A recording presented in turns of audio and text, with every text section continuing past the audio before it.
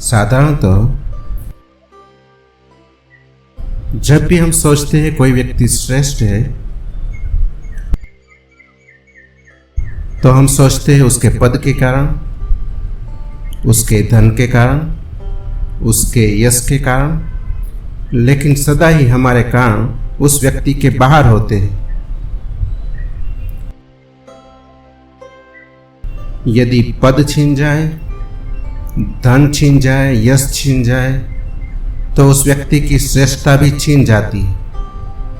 लाओ से कहता है जो श्रेष्ठता छीन सके उसे हम श्रेष्ठता नहीं कहेंगे, और जो श्रेष्ठता किसी बाह्य वस्तु पर निर्भर करती हो वह उस वस्तु की श्रेष्ठता होगी, व्यक्ति की नहीं।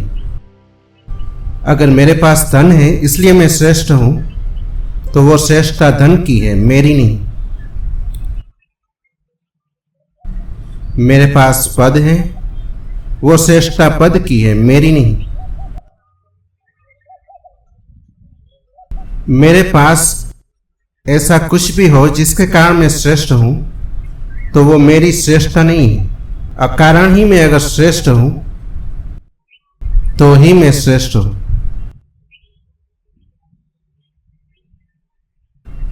लाओ से यह कहता है श्रेष्ठता व्यक्ति की निजता में होती है, उसकी उपलब्धियों में नहीं, उसके स्वभाव में। क्या उसके पास है उसमें नहीं, क्या वो है उसमें। उसके पोजीशंस में नहीं, उसकी संपदाओं में नहीं, स्वयं उसमें ही श्रेष्ठता निवास करती है। लेकिन इस श्रेष्ठता को नापने का हमारे पास क्या होगा उपाय? धन को हम नाप सकते हैं कितना है, पद की ऊंचाई नापी जा सकती है, त्याग कितना किया नापा जा सकता है, ज्ञान कितना है प्रमाण पत्र हो सकते हैं, सम्मान कितना है लोगों से पूछा जा सकता है, आदमी भला है या बुरा गवाह खोजे जा सकते हैं। लेकिन निजता की श्रेष्ठता के लिए क्या होगा प्रमाण? अगर कोई बाह्य कारण से व्यक्ति श्रेष्ठ नहीं होता और नहीं होता है, लाओ से ठीक कहता है। सच तो यह है कि जो लोग बाहर श्रेष्ठता खोजते हैं वे निकृष्ट लोग होते हैं।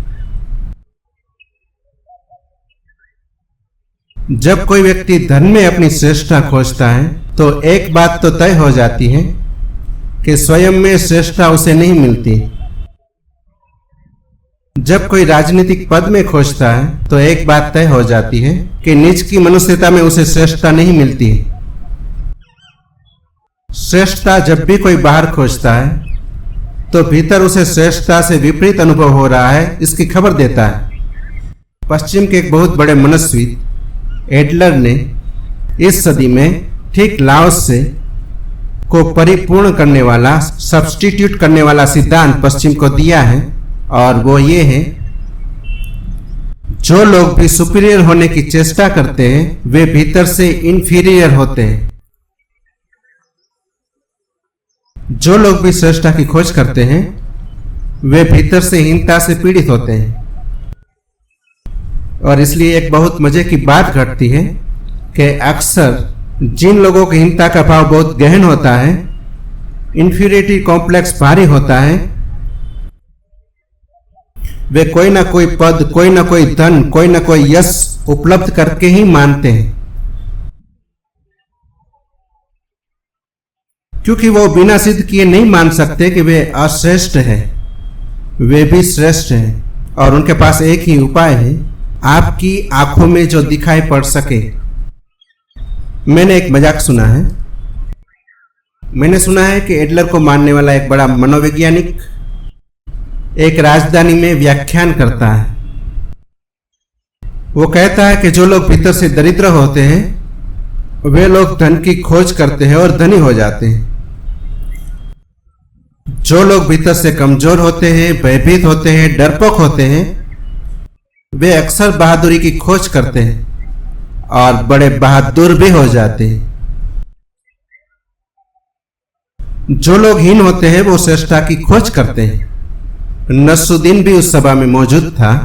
उसने खड़े होकर पूछा कि मैं ये जानना चाहता हूं क्या वे लोग जो मनोवैज्ञानिक हैं वे मानसिक रूप से कमजोर होते हैं?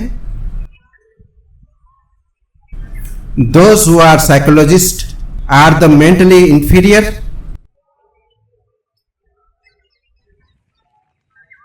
जो लोग मन पर ही अपनी सारी प्रतिष्ठा को निर्भर कर देते हैं, क्या वे मानसिक रूप से कमजोर होते हैं?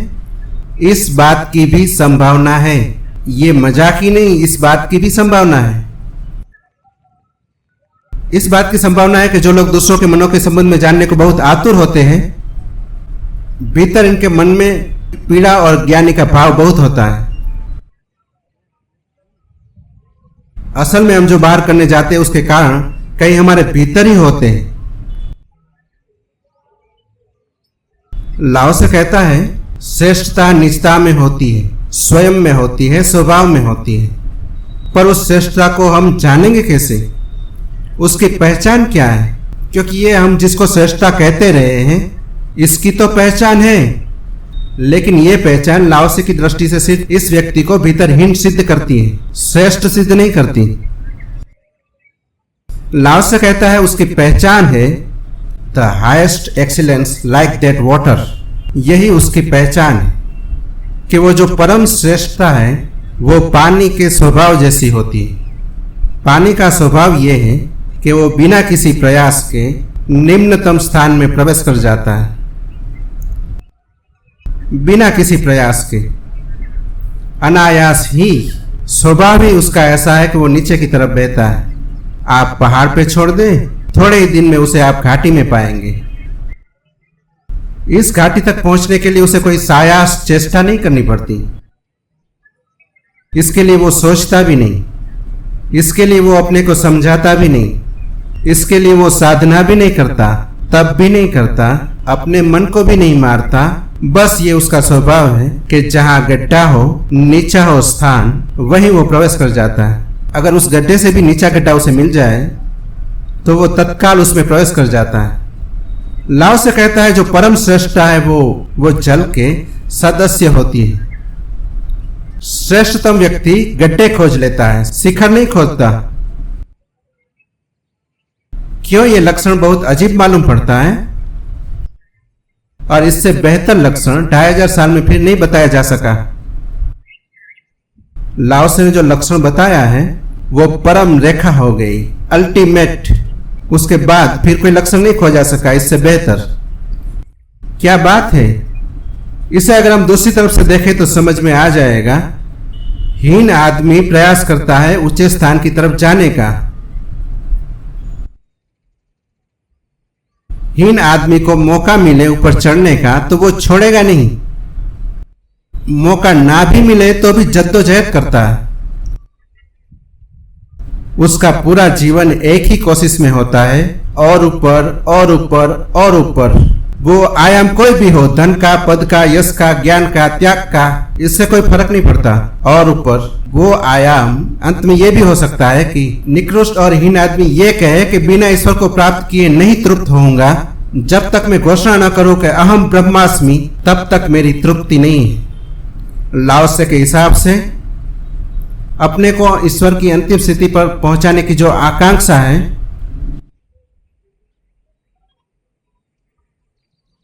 वो आकांक्षा विपरीत है जल के स्वभाव के।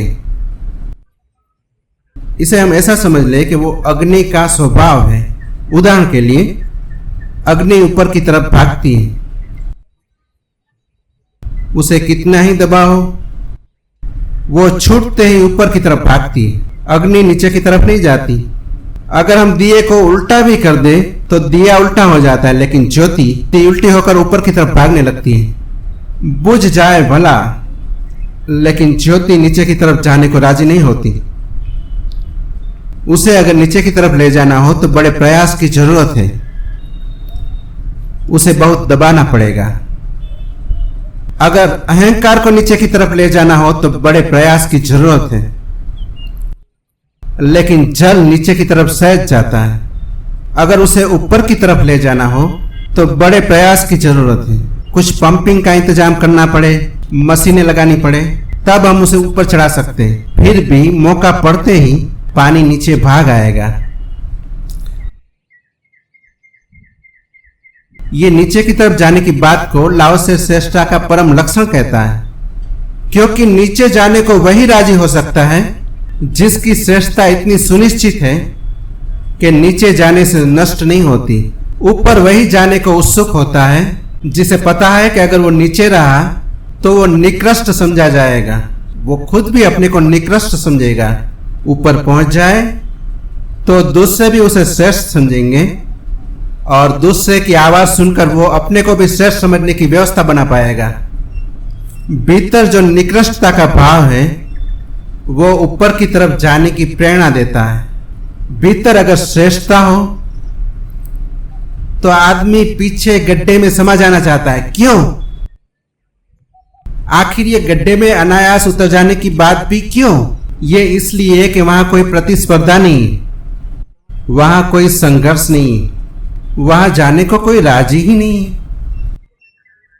सुना है मैंने कि एक आदमी ने नसरुद्दीन से उसके गांव में निवास के लिए पूछा और कहा कि मैं तुम्हारे गांव में आकर बहुत ईमानदारी से धंधा करना चाहता हूं। नसरुद्दीन ने कहा तुम बिल्कुल आ जाओ, देयर इज नो कॉम्पिटिशन।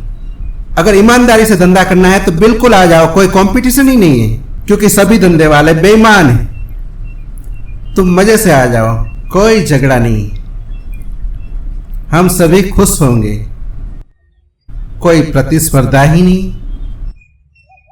लाओ से कहता है कि वो जो श्रेष्ठता है आंतरिक, वो उस जगह खड़ी हो जाती है जहां कोई संघर्ष नहीं, और संघर्ष अंतिम स्थिति पर भर नहीं है, बाकी सब स्थितियों पर है। इसलिए श्रेष्ठता अंतिम को खोज लेती, वो उसकी सुरक्षा का कवच। लाओ से के पीछे चीन का सम्राट वर्षों तक पड़ा रहा कि वो वजीर हो जाए। उस जैसा ज्ञानी आदमी खोजना मुश्किल था। सिर्फ उसकी वजीर होने की स्वीकृति से सम्राट की प्रतिष्ठा में 4 चांद जुड़ जाते हैं। लाओ से के पीछे उसके वजीर घूमते रहे कि उसे पता लगाते लोग आ रहे हैं तो वो उस गांव से विदा हो जाए। गांव में जब वजीर पहुंचे, वे पूछे तो वो कहते कि रात ही लाओ से यहां से चल पड़ा। बामुश्किल लाओ से को पकड़ पाए। एक नदी के किनारे वो बैठा था और मछलियां मार रहा था। वजीर ने हाथ पैर जोड़े और कहा कि तुम पागल हो, तुम हमसे बचते फिर रहे हो और तुम्हें पता नहीं कि हम तुम्हें किस लिए खोज रहे हैं। सम्राट ने आदेश दिया है कि तुम्हें परम सम्मान के पद पर बिठा दिया जाए, तुम राष्ट्र के बड़े वजीर हो जाओ। लाओ से चुपचाप बैठा रहा। उस वजीर ने समझा कि शायद उसने सुना नहीं। उसने उसे हिलाया और कहा कि हम तुमसे क्या कह रहे, तुमने सुना? पास में ही एक गड्ढे में, कीचड़ में कोई लौट रहा है। लाओ से ने कहा देखो उस गड्ढे को, उसमें तुम्हें क्या दिखाई पड़ता है? कीचड़ है, गड्ढे में कोई हलन चलन है। वजीर और उसके साथी गड्ढे के पास गए, देखा एक कछुआ कीचड़ में लौट रहा है। उन्होंने कहा एक कछुआ कीचड़ में लौट रहा है। लाओ से ने कहा मैंने सुना है तुम्हारे राजमहल में एक सोने से मढ़ा हुआ कछुआ है। वो चीन का, उस समय के सम्राट का राज्य चीन था, और मैंने सुना है कि हर वर्ष के प्रथम दिन पर उसकी पूजा होती है और लाखों रुपए खर्च होते हैं।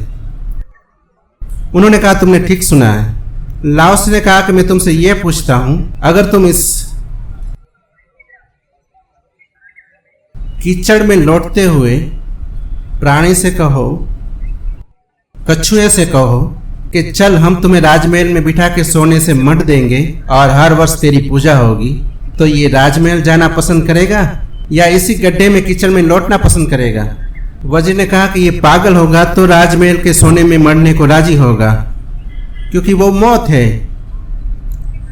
वो पूजा तो मिलेगी लेकिन मर कर मिलेगी। सोना तो मर जाएगा लेकिन भीतर से प्राण उठ जाएंगे। अगर इस कछुए में थोड़ी भी समझ है तो ये अपनी कीचड़ में ही लौटना पसंद करेगा। लाओ से ने कहा कि मुझ में कम से कम कछुए के बराबर समझ तो है। तुम जाओ, मेरी कीचड़ भली, सोने में मुझे मत मढ़ो, क्योंकि मढ़कर तुम मुझे मार डालोगे। असल में सोने से मरना और मरना एक ही बराबर है। बिना मरे कोई सोने से मरा नहीं जा सकता। जितने बड़े पद पर जाना होता है उतना मुर्दा होना पड़ता है। जितने बड़े पद पर जाना होता है उतना मुर्दा होना पड़ता है।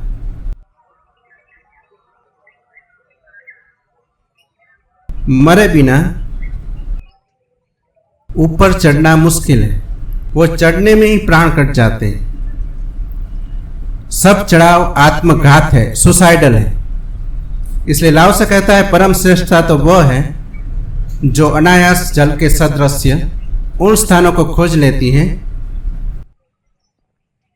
जिन स्थानों में जाने के लिए हम कभी राजी ना हो, जिनकी हमारे मन में बड़ी निंदा है। जल की महानता हितृष्णा में निहित है और उस विनम्रता में जिसके कारण वो अनायास निम्नतम स्थान ग्रहण करता है जिनकी हम निंदा करते हैं। इसलिए तो जल का स्वभाव ताओ के निकट है। लाओ से कहता है ताओ का अर्थ है धर्म, ताओ का अर्थ है स्वभाव, ताओ का अर्थ है स्वरूप। जीवन का जो परम नियम है उसका नाम है ताओ। लाओ से कहता है जल की ये व्यवस्था ठीक ताओ के निकट है। ताओ को उपलब्ध व्यक्ति भी इसी तरह, सर्वोत्कृष्ट व्यक्ति भी इसी तरह नीचे पीछे और दूर हट जाता है। छाया में जहां उसे कोई देखे भी नहीं, भीड़ की अंतिम कतार में जहां कोई संघर्ष न हो, और जब भी कोई वहां मौजूद हो तब वो पीछे हटता चला जाता है। दो तरह के लोग हैं, आगे बढ़ते हुए लोग और पीछे हटते हुए लोग। पीछे हटते हुए लोग कभी कभी पैदा होते हैं, कभी कोई बुद्ध, कभी कोई लाओस से, कभी कोई क्राइस्ट। आगे बढ़ते हुए लोगों की बड़ी भीड़ है। एक सभा में नसरुद्दीन गया है, जरा देर से पहुंचा है तो आगे जगह खाली नहीं रही। दरवाजे के पास ही उसे बैठना पड़ा है। उसे बड़ी बेचैनी हुई है। सभापति के आसन पर बैठने की उसकी आदत है। उसे पीछे बैठकर गपशप करनी शुरू कर दी। उसने कुछ लतीफे सुनाने शुरू कर दिए। कुछ लोग उसकी बातों में उत्सुक हो गए। उन्होंने सभापति की तरफ पीठ कर ली और नसरुद्दीन की बातें सुनने लगे। थोड़ी देर में पूरी सभा नसरुद्दीन की तरफ हो गई। सभापति का चेहरा लोगों की पीठ हो गई। सभापति चिल्लाया कि नसरुद्दीन तुम ये क्या कर रहे हो? सभापति के पद पर मैं हूं। नसरुद्दीन ने कहा हम कोई पद नहीं जानते, हम जहां होते हैं वहीं सभापति का पद होता है। सभा दो ही हालत में चल सकती, या तो मैं सभापति रहूं या फिर सभा नहीं चल सकेगी। सभापति तो मैं रहूंगा ही। बुलाना पड़ा नसरुद्दीन को, सभापति के पद पर बिठाना पड़ा, तब सभा आगे चल सकी। नसरुद्दीन ने कहा हम जहां होते हैं वहीं सभापति का पद होता है। ये हम सबकी आकांक्षा है। न भी हो सभापति के पद पर तो भी हम जहां होते हैं वहीं सभापति का पद है, ऐसा हम सबका भाव है। सारी दुनिया के सेंटर पर हम हैं। सब चांद तारे हमारे चक्कर लगाते हैं। इसलिए जब पहली दफा गैलीलियो ने कहा कि नहीं, सूरज पृथ्वी का चक्कर नहीं लगाता, समस्त मनुष्य जाति को जो धक्का पहुंचा वो ये नहीं था कि हमारी धारणा गलत हो गई। इससे क्या फर्क पड़ता है कि सूरज चक्कर लगाता है या नहीं लगाता है, कि पृथ्वी चक्कर लगाती है? नहीं, गहरा आघात आदमी को पहुंचा कि उसकी पृथ्वी जगत का सेंटर नहीं रह गई। आदमी को सदा ख्याल था कि पृथ्वी जगत का सेंटर है, केंद्र है। सूरज और चांद तारे सब जमीन का चक्कर लगाते हैं। मेरी जमीन, आदमी की जमीन। गैलीलियो ने बड़ा धक्का पहुंचाया। उसने कहा कि नहीं, सूरज चक्कर लगाता ही नहीं, पृथ्वी ही चक्कर सूरज का लगाती है, और ये सूरज भी किसी महासूर्य का चक्कर लगा रहा है, हम केंद्र पर नहीं है। फिर भी आदमी को डार्विन तक भरोसा था कि आदमी को परमात्मा ने अपनी ही शक्ल में बनाया है। आदमी ने किताबें लिखी है। अगर गधे किताबें लिखे तो वो लिखेंगे कि परमात्मा ने हमको उसकी शक्ल में बनाया, क्योंकि गधे ये मानने को राजी नहीं होंगे कि परमात्मा आदमी को अपनी शक्ल में बनाता है। आदमी ने किताबें लिखी है। आदमी ने लिखा है कि ईश्वर ने हमें बनाया, जगत का सर्वश्रेष्ठ प्राणी। डार्विन ने बहुत मुश्किल खड़ी कर दी। उसने कहा कि परमात्मा का तो कोई पता नहीं चलता, पीछे पता ये चलता है कि आप बंदर से पैदा हुए। भारी धक्का लगा अहंकार को। कहाँ आदमी परमात्मा से पैदा होता है, कहाँ अचानक बंदर से पैदा होना पड़ा। डार्विन का जो विरोध हुआ वो इसलिए नहीं हुआ कि वो गलत कहता था, वो इसलिए कि आदमी के अहंकार को और एक सीढ़ी नीचे गिरा दिया गया। और फ्रायड ने इस सदी में तीसरा बड़ा धक्का दिया। आदमी सदा सोचता था कि मैन इज रेशनल बीइंग, बुद्धिमान प्राणी है आदमी। फ्रायड ने कहा कि आदमी से ज्यादा निर्बुद्धि प्राणी खोजना मुश्किल। आदमी जो भी करता है वो बिल्कुल बिना बुद्धि के करता है, सिर्फ होशियार इतना है कि उस पर बुद्धि का मुलम्मा चढ़ा देता है। रेशनलाइजेशन करता है, रीजन बिल्कुल नहीं। तो जो करना चाहता है उसके लिए कारण खोज लेता है, जो करना चाहता है उसके लिए कारण खोज लेता है। अगर युद्ध करना है तो कारण खोज लेता है, युद्ध नहीं करना है तो कारण खोज लेता है, प्रेम करना है तो कारण खोज लेता है, घृणा करनी है तो कारण खोज लेता है, और हमेशा कारण खोज लेता है। लेकिन जो करना है वो कारण के पहले करता है। हम सब यही करते हैं। अगर मैं कहता हूं कि आप मुझे अच्छे नहीं मालूम पड़ते, तो मैं बराबर कारण बताऊंगा कि क्यों अच्छे नहीं मालूम पड़ते। अच्छा नहीं मालूम पड़ना बिना कारण के पहले घटित हो जाता है मेरे इमोशंस में। फिर मैं कारण खोजता हूँ, पीछे वजह खोज लेता हूँ। एक आदमी मुझे अच्छा लगता है तो मैं कहता हूँ कि वो सुंदर है इसलिए अच्छा लगता है। फ्रायड कहता है कि नहीं, आपको वो अच्छा लगता है इसलिए आप सुंदर कहते हैं। अच्छा पहले लग जाता है, फिर आप कहते हैं सुंदर है, लेकिन पीछे आप जब बात बताएंगे तो आप कहते हैं कि अच्छा इसलिए लगता है क्योंकि सुंदर है। चांद सुंदर है इसलिए अच्छा लगता है, क्या आपको अच्छा लगता है इसलिए सुंदर मालूम पड़ता है? आपका दिवाला निकल गया हो, चांद वही का वही होता है, फिर सुंदर नहीं मालूम पड़ता। फिर ऐसा लगता है कि चांद से आंसू टपक रहे, चांद बैंक करप्ट हो गया है। आपका भाव ही चांद पर आरोपित हो जाता है। आप जो भीतर अनुभव करते हैं वो बाहर फैला देते हैं। लेकिन आदमी कुशल है, वो अपने अंधे भावों के लिए भी तर्क युक्त व्याख्याएं करता है। वो कहता है कि हमारी व्याख्या ये है। ऐसे ही हम चांद को पसंद नहीं करते, चांद सुंदर है इसलिए पसंद करते हैं। फला आदमी हम आदर उसको यूं ही नहीं देते, उसमें सद्गुण है इसलिए आदर देते हैं। सच्चाई और है, आप किसी आदमी को आदर पहले दे देते हैं, सद्गुण वगैरह की खोज पीछे होती है। और जब आप किसी आदमी से आदर छीनते हैं और उसकी निंदा कर, तब भी आप सोचते हैं कि हम निंदा इसलिए करते हैं कि हमें उसके दुर्गुण मिल गए। फिर आप गलती करते हैं। निंदा आपके मन में पहले आ जाती है, दुर्गुण आप पीछे से खोज लाते हैं। लेकिन आदमी सदा फ्रायड के पहले ऐसा ही मानता था कि वो जो भी करता है बुद्धि से, तर्क से करता है। लेकिन इधर 50 वर्षों साइको एनालिसिस ने बहुत प्रमाणित कर दिया है कि आदमी बुद्धि से कुछ भी करता हुआ मालूम नहीं पड़ता है। सैकड़ों प्रयोग है। बर्ट्रैंड रसल ने उल्लेख किया है, एक साबुन की फैक्ट्री को बर्ट्रैंड रसल ने राजी किया कि वो 10 ब्रिटेन के बड़े से बड़े डॉक्टरों का वक्तव्य ले अपनी साबुन के संबंध में। ब्रिटेन के बड़े 10 वैज्ञानिक चिकित्सकों का वक्तव्य लेकर उस साबुन के मालिक ने अपने विज्ञापन अखबार में दिया, जिनमें देश के चोटी के 10 वैज्ञानिकों ने वक्तव्य दिए थे कि ये श्रेष्ठतम साबुन है। और दूसरे साबुन के मालिक को तैयार किया जिसका साबुन बिल्कुल ही हेठा था, इस साबुन के मुकाबले बिल्कुल ही नहीं था, जिसको एक भी डॉक्टर कहने को राजी न था कि ये साबुन श्रेष्ठ है। एक सस्ती फिल्म अभिनेत्री को राजी किया गया कि वो कहे कि मेरा सौंदर्य इसी साबुन की वजह से है। फिल्म अभिनेत्री वाला साबुन बिका, डॉक्टर वाला साबुन नहीं बिका। आदमी बुद्धिमान प्राणी है, बहुत बुद्धिमान प्राणी। वो 10 चोटी के वैज्ञानिक किसी मतलब के नहीं, लेकिन एक नाचने वाली लड़की बहुत मतलब की, क्योंकि चोटी के वैज्ञानिक बुद्धि से बात करते हैं, नाचने वाली लड़की बुद्धि के पीछे जहां से आप चलते हैं उसको छूती है, उसको टीटीलैट करती है।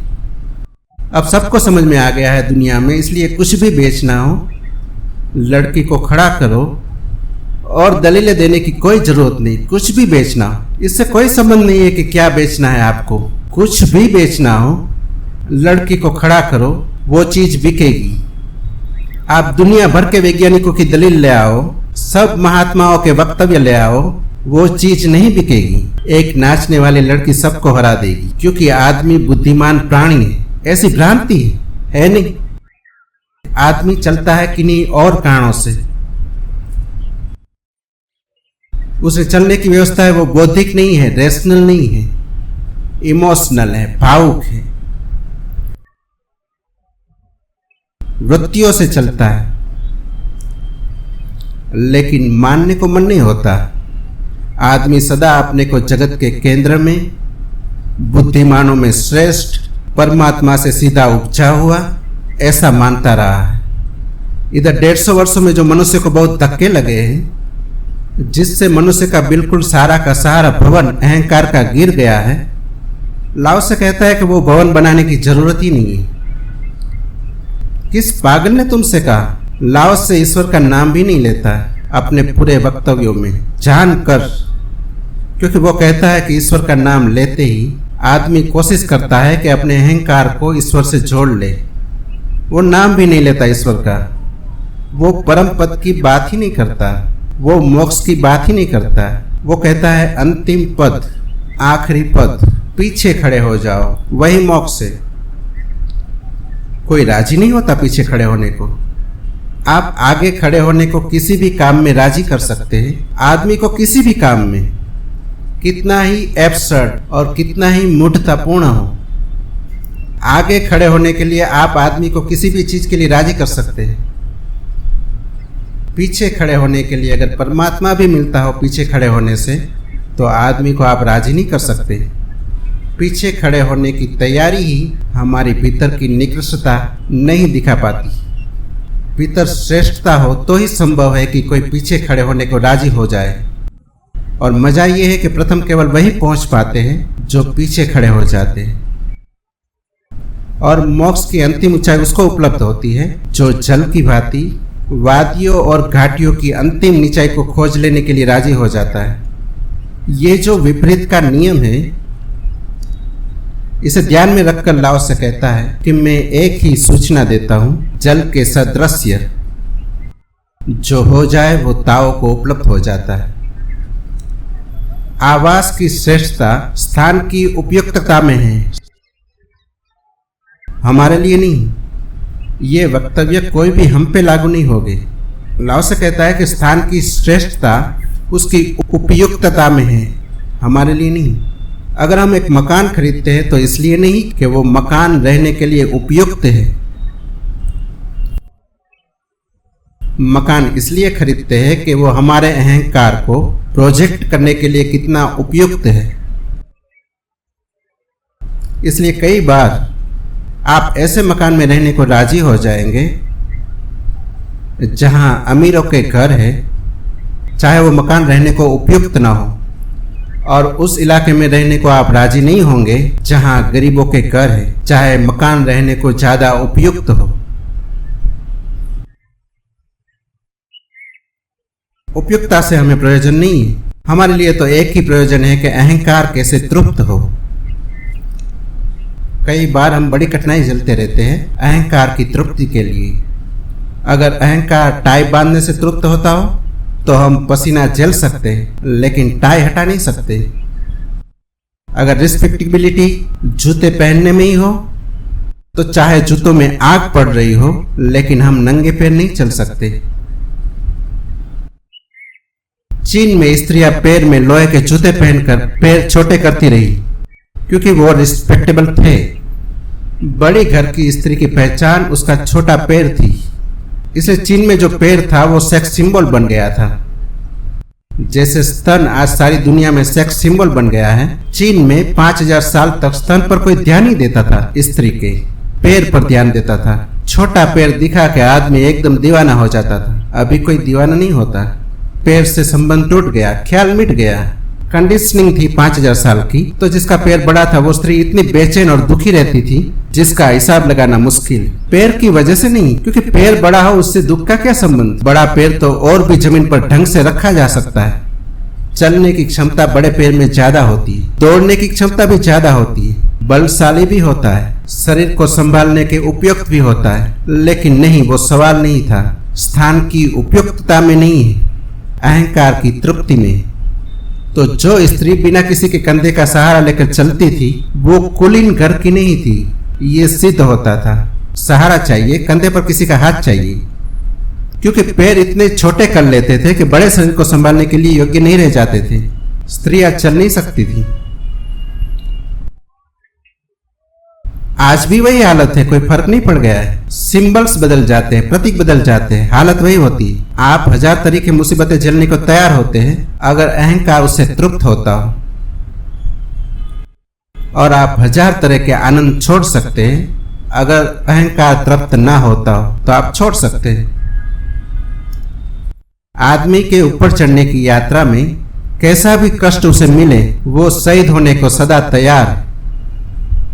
हमारे पहनने के ढंग, हमारे कपड़े, हमारे जेवर, हमारा मकान, हमारी कारें, उनमें कोई में भी इस बात की फिक्र नहीं है कि वो उपयुक्त है। हमारा भोजन, उसमें भी कोई फिक्र नहीं है कि वो उपयुक्त है। फिक्र इस बात की है कि वो रिस्पेक्टेबल है। अहंकार को तृप्ति देता है। आपके घर एक मेहमान आता है तो आप उसकी फिक्र नहीं करते कि मेहमान को जो भोजन दिया जाए वो स्वास्थ्यप्रद हो, कोई फिक्र नहीं करता। इसलिए तो हर मेहमान लौटकर फिर बीमार पड़ता है। मेहमान को बीमार पड़ना ही चाहिए, नहीं तो आपकी प्रतिष्ठा नहीं। अगर मेहमान बिना बीमार पड़े घर चला जाए तो उसका मतलब यह है कि स्वागत सत्कार नहीं हुआ, आपने भी नहीं किया और मेहमान भी समझेगा कि स्वागत सत्कार ठीक से नहीं हुआ। सीधा मेजबान के घर से डॉक्टर की एम्बुलेंस में जाना पड़े। हम कोशिश तो पूरी करते हैं, बच जाए उसकी किस्मत। वो स्वास्थ्य की फिक्र नहीं है कि वो स्वास्थ्य, जो भोजन मिले वो स्वास्थ्यप्रद हो, नहीं उसे वो भोजन दिया जाए जिसका कोई अहंकार से संबंध है। वो जाने कि वो ऐसी चीज खाकर लौटा है जो कहीं और नहीं मिल सकती। स्त्रियां गहने ला दे रही है, वजनों इतना वजन कि अगर उसे कहा जाए कि इतना झोला उठाकर तुम घर चलो तो वो इनकार कर दे। लेकिन शेर से 2-2 शेर लाद कर वो चल सकी। बहुत नाजुक स्त्रियां जिनको नाजुक होने का ख्याल है, वो भी सोने के वक्त बिल्कुल नाजुक नहीं रह जाती। सोने को ढोया जा सकता है, हालांकि सोने में और लोहे के तराजू पर कोई फर्क नहीं होता।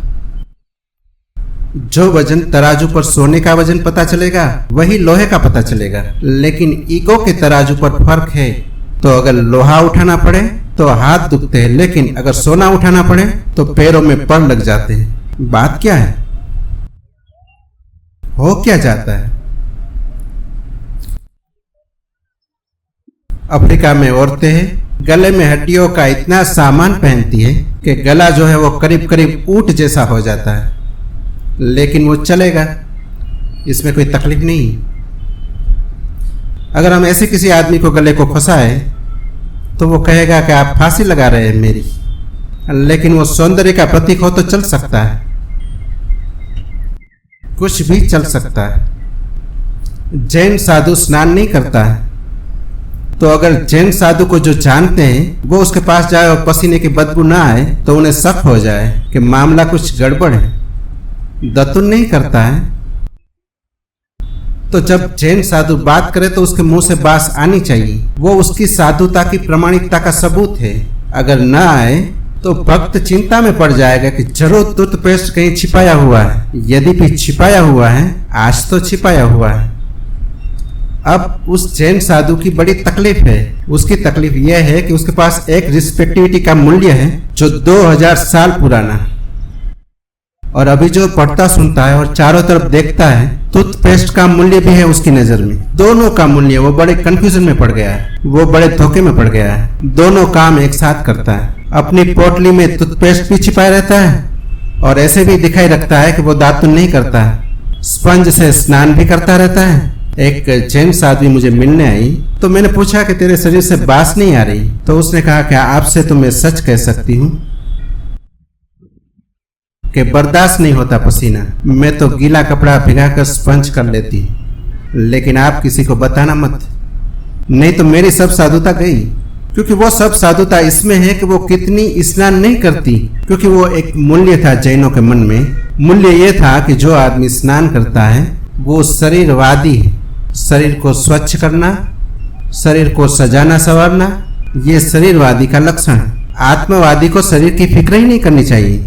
इसमें आगे जैनियों से भी पहुंच गए कुछ लोग जिनको हम परमहंस कहते रहे हैं। वो पाखाना करके बैठ जाएंगे, वही खाना खाएंगे। अगर परमहंस ऐसा न करे तो लोग कहेंगे कैसा परमहंस। अगर परमहंस होना हो तो वही मलमूत्र करो, वही बैठकर खाना खाओ, तब लोग कहेंगे ये है परमहंस। जिन जिन नाम के पीछे परमहंस पुराने दिनों में लगा है वे ऐसे ही लोग हैं।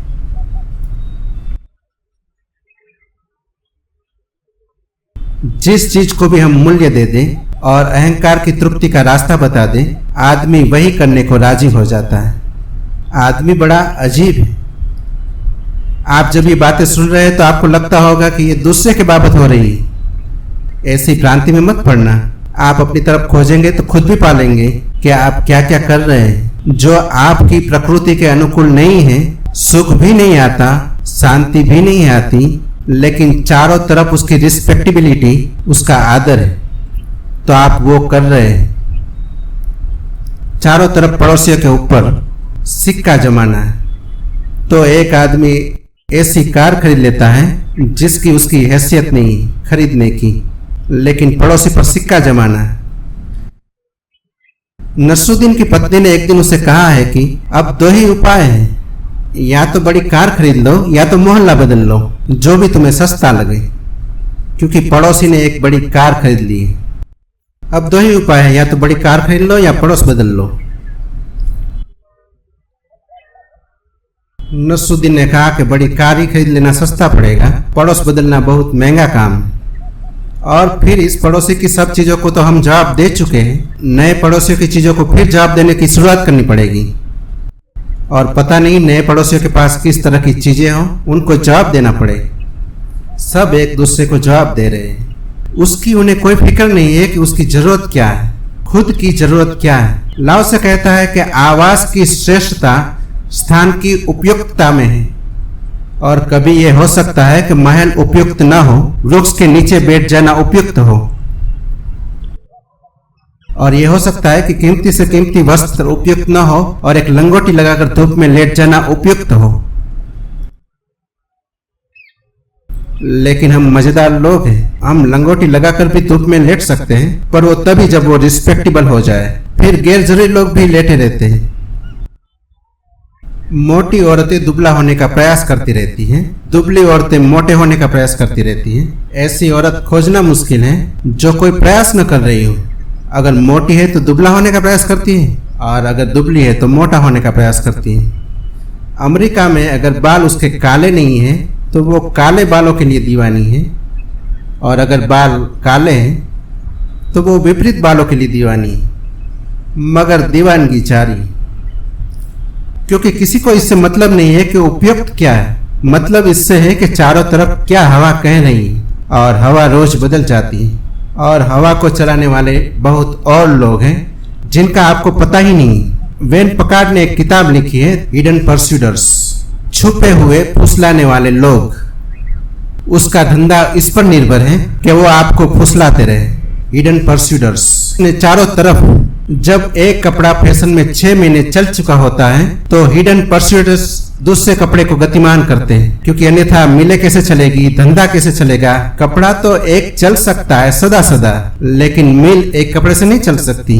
और जब एक साबुन चल सकती है तो एक साबुन काम कर सकती है। बड़े मजे की बात है कि सभी साबुन करीब करीब एक से मटेरियल से बनते हैं, लेकिन एक साबुन चल जाए तो फैक्ट्री नहीं चलेगी।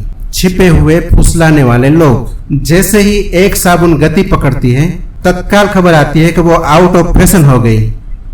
और सब आदमियों को फैशन में होना परम धर्म है। फैशन के बाहर होना मतलब आप जिंदा ही नहीं। फैशन के बीच होना चाहिए। फैशन के बीच होने के लिए सब आपको बदलना पड़ता है। अब अमेरिका में इस वक्त बड़े से बड़ा प्रश्न वो ये है कि पुराने कारों के ढेर लगते जा रहे हैं जिनके लिए जगह नहीं। लेकिन हर 6 महीने में मॉडल बदल जाना चाहिए। पहले साल में बदलता था, अब वो 6 महीने में बदलने लगे। अब वो जो हिडन परस्यूट्स है, अब वो 1 साल में कार का मॉडल बदलने की कोई जरूरत नहीं है, जब तक वो कार का संबंध है। जहां तक अहंकार का संबंध है, हर महीने बदला जाए तो ठीक है, रोज बदला जाए तो और भी ठीक है, लेकिन हर साल कार का मॉडल बदलने से भी काम नहीं चलता है। फैक्ट्रियां ज्यादा है, तो अब जो अमेरिका का जो हिडन परस्यूट्स विभाग है, वो लोगों को समझा रहा है कि एक कार तो गरीब आदमी के पास भी होती है, बड़े आदमी के पास 2 कार होनी चाहिए। इसलिए बड़ा आदमी वो है जिसके पास 2 कार है, बड़ा आदमी वो है जिसके पास 2 मकान। 1 मकान तो गरीब आदमी के पास भी होता है, इससे कोई आपकी प्रतिष्ठा नहीं।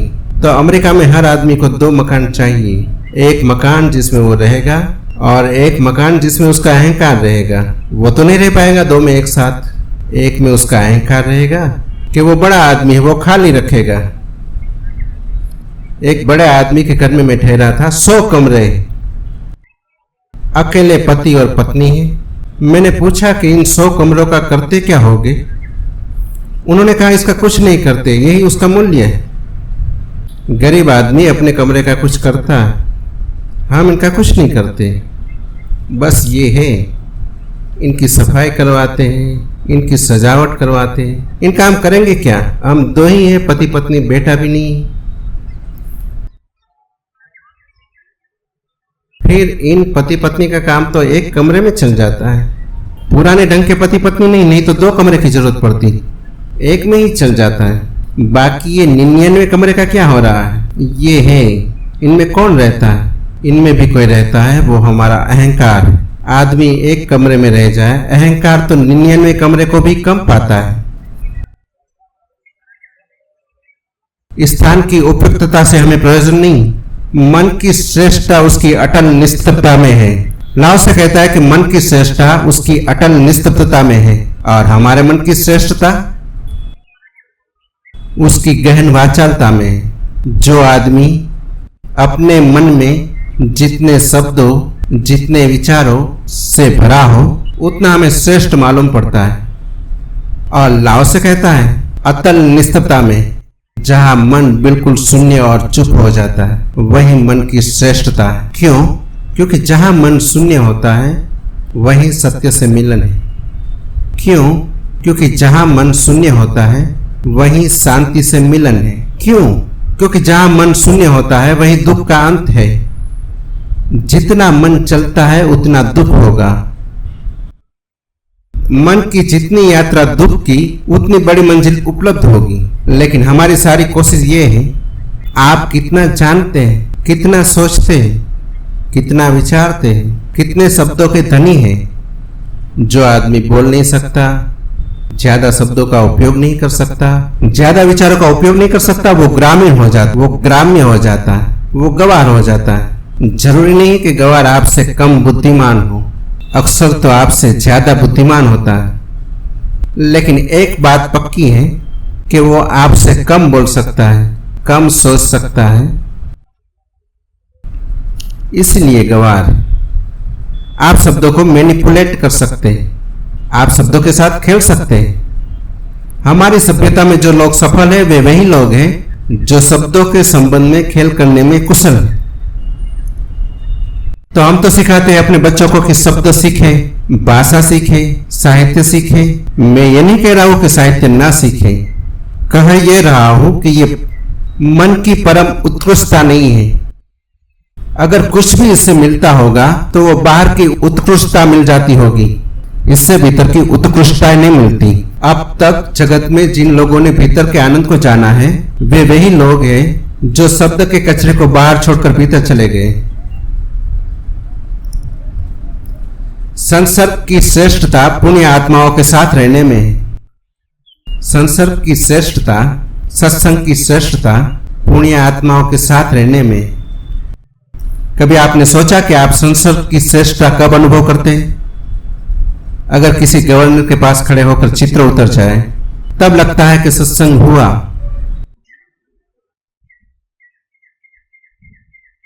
या किसी फिल्म अभिनेता के पास खड़े होकर अगर चित्र उतर जाए तो समझे कि सत्संग हुआ।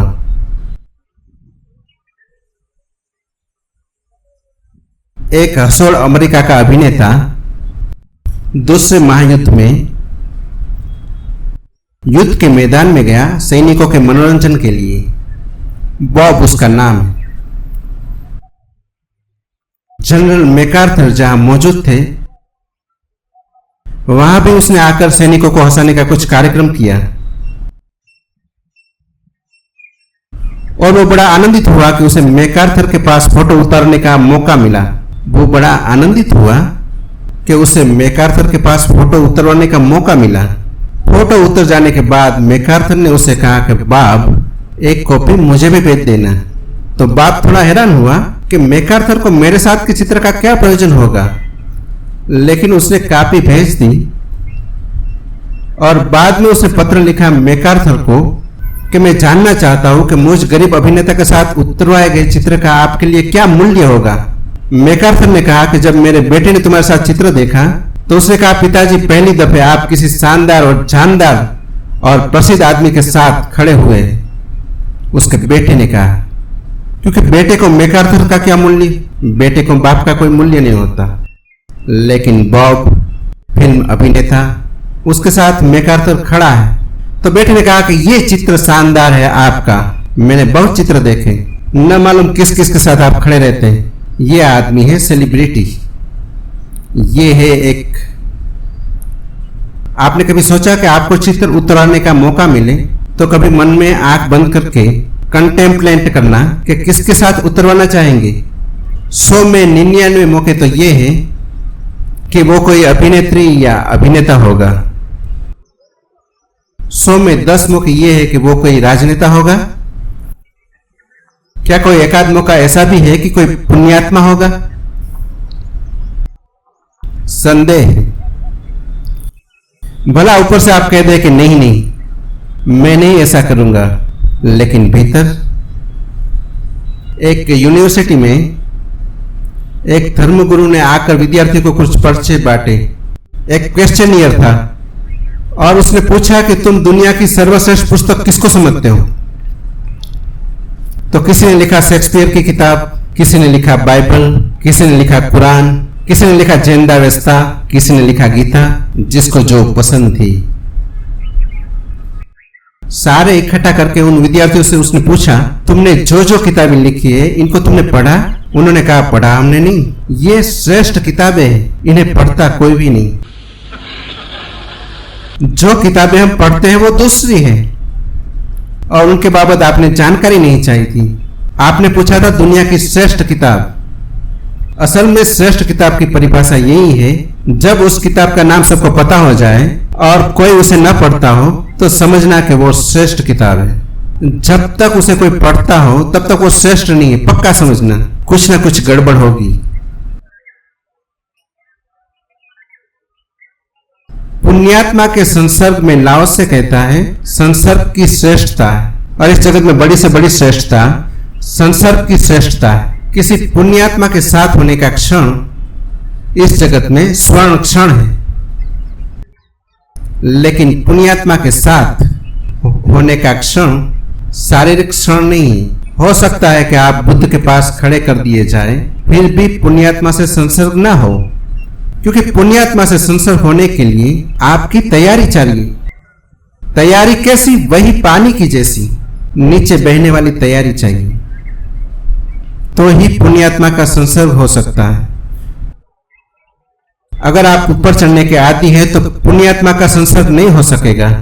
इसलिए सत्संग का नियम था पुराना कि जब कोई किसी गुरु के पास जाए तो उसके चरणों में सिर रख दे, वो खबर दे कि मैं पानी की तरह होने को तैयार हूं। वो सत्संग का अनिवार्य हिस्सा हो गया था, चरणों में सिर रख देना। सभी चीजें धीरे धीरे औपचारिक फॉर्मल हो जाती है, लेकिन इससे उनका मूल्य समाप्त नहीं होता। लेकिन जिस आदमी ने आकर चरणों में सिर रख दिया है वो इस बात की खबर देता है, वो अपनी बॉडी गेस्चर से, वो अपने शरीर की भाषा से कहता है कि मैं चरणों में सिर रखने को तैयार, अगर मुझे कुछ प्रसाद मिल जाए। मैं सब छोड़ने को, अपने अहंकार को गिराने को, लेटाने को तैयार, अगर मुझे कुछ प्रसाद मिल जाए। संसर्ग पुण्यात्मा से अभूतपूर्व क्षण है। बुद्ध का जन्म हुआ तो हिमालय से एक महातपस्वी उतरकर बुद्ध के घर आया। बुद्ध के पिता उसे स्वागत से पीतल ले गए। उन्होंने लाकर छोटे से बच्चे, नवजात बच्चे को उसके चरणों में रखा। वो महातपस्वी कोई 100 वर्ष का बूढ़ा था। उसके आंख से झरझर आंसू गिरने लगे। बुद्ध के पिता बहुत घबरा गए। उन्होंने कहा, आप हैं महातपस्वी, आप रोते हैं मेरे बेटे को देखकर, कोई अपशकुन? ये आप क्या कर रहे हैं? ये खुशी का क्षण है, आप आनंदित हो और आशीर्वाद दे। आपको कुछ दुर्घटना दिखाई पड़ती है? इस बूढ़े तपस्वी ने कहा कि नहीं, इस बच्चे के लिए नहीं, दुर्घटना मेरे लिए है, क्योंकि ये बच्चा बुद्ध होने को पैदा हुआ है, लेकिन मैं तब इस संसार को मौजूद न रहूंगा। ये मैं रो रहा हूँ अपने लिए कि ये बच्चा बुद्ध होने को पैदा हुआ है और इसके चरणों में एक क्षण बैठकर मैं वो पा लेता जो मैंने अनंत जन्मों में चलकर नहीं पाया, लेकिन वो क्षण मुझे नहीं मिलेगा। मेरे मरने की घड़ी तो करीब आ गई और इसके बुद्धत्व के फूल खिलने में तो अभी वक्त लग जाएगा, कोई 40 साल लग जाएंगे। जब इसका फूल खिलेगा तब मैं मौजूद नहीं रहूंगा, इसलिए मैं रो रहा हूं। लेकिन ये एक आदमी है जो बुद्ध को देखकर रोता है कि 40 साल बाद मौजूद नहीं रहेगा। ऐसे लोग थे कि बुद्ध उस गांव में जाए तो लोग गांव छोड़कर भाग जाए, गांव छोड़कर भाग जाए। गौतमी नाम की एक महिला की कथा है कि वो बुद्ध जिस गांव में जाए वहां से वो भाग जाती थी, क्योंकि वो कहती थी कि इस आदमी के संसर्ग में न मालूम कितने लोग बिगड़ गए। जो भी इसकी बात में पड़ता है झंझट में आ जाता है। न मालूम कितने लोग सन्यासी हो गए, न मालूम कितने लोग भिक्षु हो गए, न मालूम कितने लोग आंख बंद करके ध्यान में डूब गए। धन की फिक्र छोड़ दी, पद की फिक्र छोड़ दी। लोग न मालूम पागल हो जाते। यह आदमी हिप्नोटिक है, यह आदमी सम्मोहिक है, इससे बचना चाहिए। लेकिन एक दिन बड़ी भूल हो गई। बुद्ध अचानक एक गांव में पहुंच गए और कृषा गौतमी रास्ते से गुजर रही थी। उसे कुछ पता न था, बुद्ध का मिलना हो गया। भागती थी वर्षों से, बुद्ध के ही उम्र की थी और बुद्ध के ही गांव की थी। भागती थी वर्षों से, जहां बुद्ध जाए वहां छाया से बचती थी। लेकिन इतना जो भागता है उसका रस तो है ही, इतना जो बचता है उसका भय तो है ही, और बुद्ध की प्रतिभा का ख्याल तो है ही। वो अचानक रास्ते पर बुद्ध का आगमन हो गया। वो निकलती थी, उसने खड़े होकर देखा, एक क्षण रुकी और उसने कहा, क्या तुम कोई दूसरे बुद्ध आ गए? क्योंकि तुम मुझे खींचे लिए ले रहे हो। बुद्ध ने कहा, मैं वही हूं जिससे तू भागती फिरती। आज अचानक मिलना हो गया। वो उसी क्षण चरणों में गिर पड़ी। उसी क्षण उसने दीक्षा ली। बुद्ध ने कहा, तो लेकिन इतने दिनों से भागती थी? उसने कहा, भाग भाग कर भी मन में एक ख्याल तो बना ही था कि एक बार इस आदमी को देख लूं। शायद इसलिए ही भागती थी कि डरती थी कि देखा कि मैं गई, और आज आकस्मिक हो गया। बुद्ध को भी भागने वाले लोग हैं। महावीर को सुनते कान में आवाज न पड़ जाए तो कान में उंगलियां डालकर गुजरने वाले लोग हैं। जीसस को मार डालो ताकि जीसस की बात लोगों तक न पहुंचे, ऐसे लोग हैं। और लाओस से कहता है, संसर्ग की श्रेष्ठता पुण्य आत्माओं के साथ रहने में। और पुण्यात्मा कौन है? किसे कहे पुण्यात्मा? कौन है पुण्यात्मा? क्या हमारे पास कोई कसौटी है कि हम नाप सके कौन पुण्यात्मा है और कौन पापी है? नहीं, बस एक ही कसौटी है, जिसके संसर्ग में आप अपने को खुला छोड़कर बैठ पाए, और जिसके पास आनंद और जिसके पास शांति और जिसके पास प्रकाश की प्रतीति होती हो, वही पुण्यात्मा है। आप इसकी फिक्र मत करना कि वो क्या खाता है और क्या पीता है। आप इसकी फिक्र मत करना कि वो क्या पहनता है और क्या नहीं पहनता। आप इसकी फिक्र मत करना कि वो क्या बोलता है और क्या नहीं बोलता। आप इसकी भी फिक्र मत करना कि लोग उसके बाबत क्या कहते हैं और क्या नहीं कहते। आप खुद ही प्रयोग कर लेना, लेकिन प्रयोग करने के पहले आपको अपने पर प्रयोग करना पड़े। वो पानी की तरह होना पड़े। पानी की तरह जो हो जाए उसे पुण्यात्मा का तत्काल पता चल जाता है। संसर्ग का क्षण उपलब्ध हो जाता है। फिर सारा जगत कुछ भी कहे, फिर कोई भेद नहीं पड़ता। लेकिन संसर्ग की श्रेष्ठता पुण्यात्माओं के साथ रहने में, शासन की श्रेष्ठता सुव्यवस्था में। और ये सुव्यवस्था लाओसे की बड़ी अद्भुत है। लाओसे कहता है कि सुव्यवस्था मैं उसे कहता हूं जहां व्यवस्था की कोई जरूरत न हो। लाओसे बहुत अजीब आदमी। अगर सम्राट यहाँ प्रवेश करे और लोगों को चिल्ला चिल्ला कर कहना पड़े कि सम्राट आ रहा है, शांत हो जाइए, तो लाओ से कहता है कि ये अव्यवस्था है। सम्राट यहाँ प्रवेश करे, लोग चुप होने लगे, लोगों को चुप जानकर लोग कहे कि मालूम होता है सम्राट प्रवेश कर गया, क्योंकि लोग चुप हुए जा रहे हैं। ये व्यवस्था है। लाओ से कहता है जहाँ व्यवस्था जरूरी नहीं। अगर गुरु को कहना पड़े कि मुझे आदर दो और तब कोई आदर दे तो ये अनादर के ही बराबर है, ये कोई व्यवस्था नहीं। लाओ से कहता है गुरु वो है जिसे तुम्हें आदर देना ही पड़ता है। अचानक तुम्हें भी पता नहीं चलता कि कब तुमने आदर दे दिया। जब तुम सिर उठा रहे होते हो चरणों से तब पता चलता है कि अरे ये सिर झुका, तो लाओ से कहता है आदर है। लाओ से उल्टा आदमी ये कहता है जहाँ व्यवस्था की जरूरत है वहां कोई व्यवस्था नहीं। जहाँ पुलिस की जरूरत है चोरी रोकने के लिए वो समाज चोरों का है, और जहाँ कारागृहों की जरूरत है अपराध रोकने के लिए वो अपराधियों की जमात है। लेकिन जहाँ कोई कारागृह की जरूरत नहीं है और जहाँ कोई पुलिस वाला खड़ा नहीं करना पड़ता, और जहाँ साधु सन्यासी पुलिस वालों के दूसरे हिस्से की तरह लोगों को समझाते नहीं फिरते कि चोरी मत करो, बेईमानी मत करो, ये मत करो, वो मत करो, जहाँ इसकी चर्चा ही नहीं चलती वही व्यवस्था है। लाओ से कहता है शासन की श्रेष्ठता है व्यवस्था में, कार्य पद्धति की श्रेष्ठता कर्म की कुशलता में, और कर्म की कुशलता से लाओ से का वही अर्थ है जो कृष्ण का अर्थ है। कर्म में कुशल वही है जिसका कर्ता खो जाए, जिसका करने वाला न रहे, बस कर्म ही रह जाए, क्योंकि वो कर्ता बीच बीच में आकर कर्म की कुशलता में बाधा डाल देता है। कभी आपने देखा है कार चलाते वक्त अगर आप चूक जाते हैं, एक्सीडेंट होने की हालत आ जाती है, तो वो वही क्षण होता है जब ड्राइविंग की जगह ड्राइवर बीच में आ जाता है। तभी अगर अकेली ड्राइविंग हो तो एक्सीडेंट की कोई संभावना नहीं, आपकी तरफ से तो नहीं है, दूसरों की तरफ से हो तो वो दूसरी बात है, लेकिन जब ड्राइवर बीच में आ जाता है तब गड़बड़ हो जाती है। ड्राइवर का मतलब है जब आप बीच में आ जाते हैं। जब सिर्फ ड्राइविंग ही नहीं होती, आप भी बीच में आकर गड़बड़ करने लगते हैं, सोच विचार चढ़ पड़ता है, या अकड़ आ जाती है कि मुझसे कुशल और कोई ड्राइवर नहीं, तभी एक्सीडेंट हो सकता है। जहां करता है वहां कर्म की कुशलता खो जाती है। कार्य की पद्धति की श्रेष्ठता है कर्म की कुशलता में, कर्ताहीन कर्म में, और कर्ताहीन कर्म तभी होता है जब फल की कोई आकांक्षा नहीं होती। जब फल की आकांक्षा होती है तो कर्ता मौजूद होता है, जब फल की कोई आकांक्षा नहीं होती तो कर्म ही काफी होता है। कर्म कर लिया, बात पूरी हो गई। इसलिए हम जो काम बिना किसी फल की आकांक्षा के करते हैं उनमें हमारी कुशलता बड़ी श्रेष्ठ होती है। अगर आप शौक या बागबानी करते हैं तो आपकी बागबानी में जो कुशलता होगी उसका हिसाब लगाना मुश्किल है। अगर आप शौक या चित्र बनाते हैं तो चित्र बनाने में जो आपकी लीनता होगी वो ध्यान बन जाएगी। अगर आप शौक या सितार बजाते हैं, व्यवसाय नहीं, प्रोफेशनल नहीं, वो आपका धंधा नहीं है, वो आपका आनंद है, तो सितार बजाने में आप उस कुशलता को उपलब्ध हो जाएंगे जिसकी लाओ से बात करता है। इसलिए आपको अपनी हॉबी में जितना आनंद आता है उतना अपने काम में नहीं आता है, क्योंकि काम में आपका कर्ता मौजूद होता है। हॉबी में कर्ता की कोई जरूरत नहीं होती, कोई फल का सवाल नहीं होता, करना ही आनंद होता है।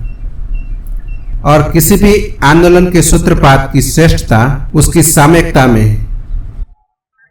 कोई भी आंदोलन, कोई भी विचार, कोई भी संगठन, कोई भी धर्म सफल होता है सामयिक होने के कारण।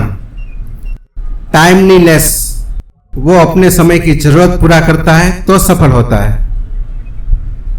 लेकिन यही उसका खतरा भी है, क्योंकि सभी आंदोलन समय से बंधे होते हैं, लेकिन समय तो बीत जाता है, आंदोलन छाती पर बैठे रह जाते हैं।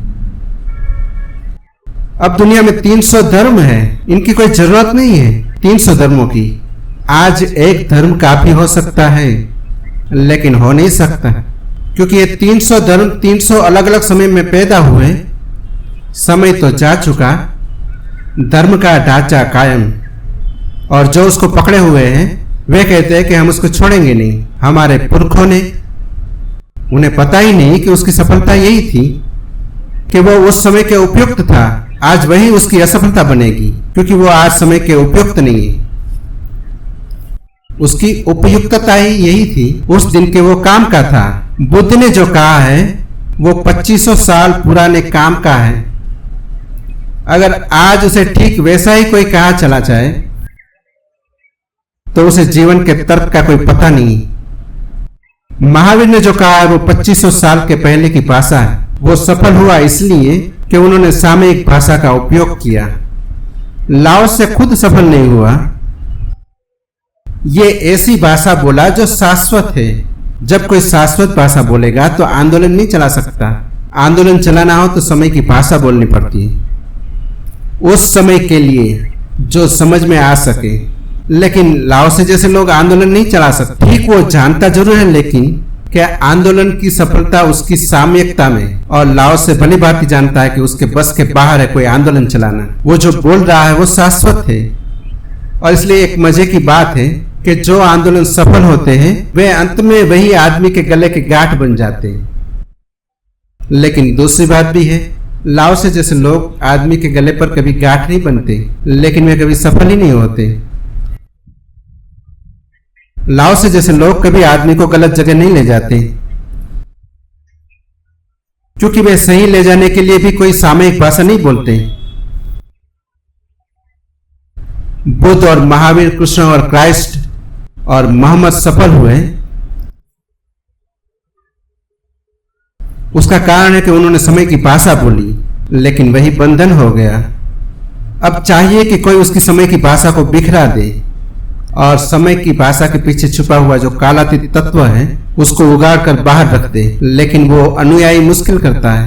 वो कहता है बोलो तो ठीक कुरान की पूरी आयत, इसको जरा इधर उधर मत करना। औरंगजेब ने एक आदमी को सुनी दी सरमद को, सिर्फ एक छोटी सी बात पर, और वो बात इतनी थी, सरमद एक आयत को पूरा नहीं बोलता था। एक आयत है, मुसलमान जिसको निरंतर दोहराता है, वो बड़ी कीमती है। कोई अल्लाह नहीं सिवाय एक अल्लाह के, कोई अल्लाह नहीं सिवाय एक अल्लाह के। लेकिन सरमद कहता था सिर्फ इतना ही, कोई अल्लाह नहीं, आधा ही बोलता था, कोई अल्लाह नहीं। पुरोहित परेशान हो गए। औरंगजेब को जाकर कहा, सरमद को बुलाया गया। सरमद से कहा गया कि बोलो, सुना है कि तुम कुछ गलत बातें बोलते हो। उसने कहा गलत नहीं बोलता, जो वचन है वही बोलता हूँ, सिर्फ आधा बोलता हूँ। क्यों आधा बोलते हो? वचन पूरा बोलो, क्योंकि पूरे का मतलब और ही है। कोई अल्लाह नहीं सिवाय एक अल्लाह के, इसका तो मतलब और ही हुआ कि एक ही अल्लाह है और कोई अल्लाह नहीं। लेकिन सरमद कहता है कि मैं आधा ही बोलता हूँ, कोई अल्लाह नहीं, इसका तो मतलब ये हुआ कि देयर इज नो गॉड, कोई अल्लाह नहीं। सरमद ने कहा कि इतना ही मुझे अभी तक पता चला है, दूसरा हिस्सा मुझे पता नहीं चला। अभी तक मेरे अनुभव ने इतना ही कहा है, कोई अल्लाह नहीं। जिस दिन मुझे पता चलेगा दूसरा हिस्सा भी कि सिवाय एक अल्लाह के, उस दिन वो भी बोलूंगा। जब तक मुझे पता नहीं मैं नहीं बोलूंगा। निश्चित ही यह आदमी काफिर नास्तिक है, इससे और ज्यादा नास्तिक क्या होगा।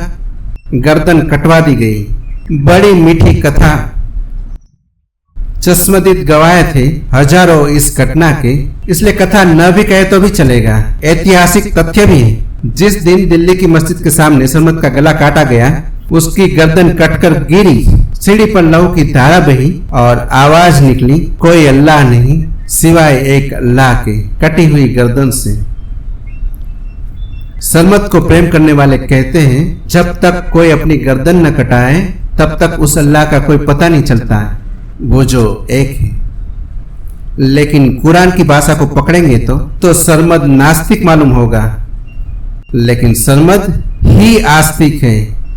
और औरंगजेब जब मरा तब उसके मन में सबसे बड़ी पीड़ा थी, आखिर मरते क्षण तक वो सरमद को मरवा देने की थी। आखिरी जो प्रार्थना थी औरंगजेब की, वो ये थी कि मैंने कितने ही पाप किए हो उनकी मुझे फिक्र नहीं, लेकिन एक सरमद को मारकर जो मैंने किया है ये काफी है, इससे ज्यादा और कोई पाप की जरूरत नहीं, ये काफी पाप हो गया।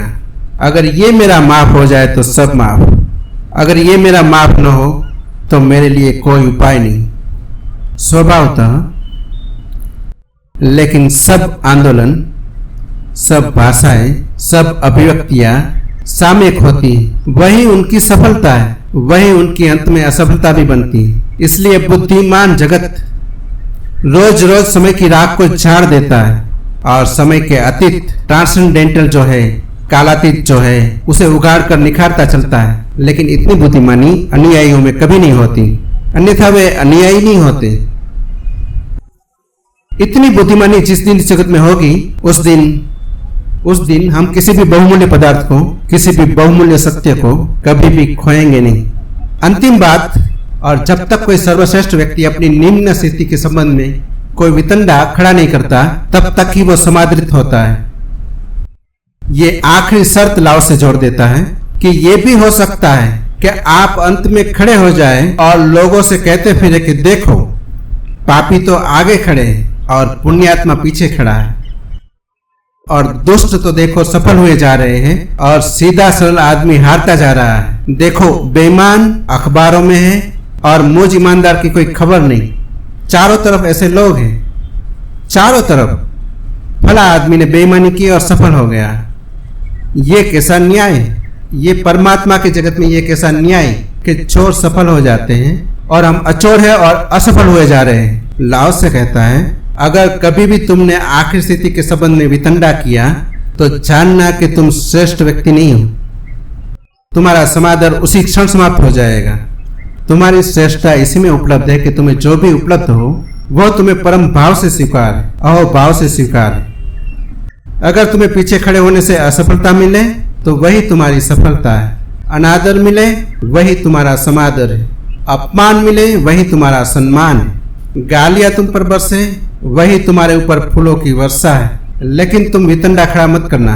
एक जरा सा वितंडा का शब्द और सब नष्ट हो जाता है। जरा सी शिकायत और श्रेष्ठता खो जाती। असल में श्रेष्ठ व्यक्ति कभी भी शिकायत नहीं करता है, कभी भी उसकी कोई शिकायत ही नहीं, क्योंकि जो भी उसे मिलता है वो उसके लिए परमात्मा का अनुग्रहित है। शेषम कल बात करेंगे, आज इतना ही।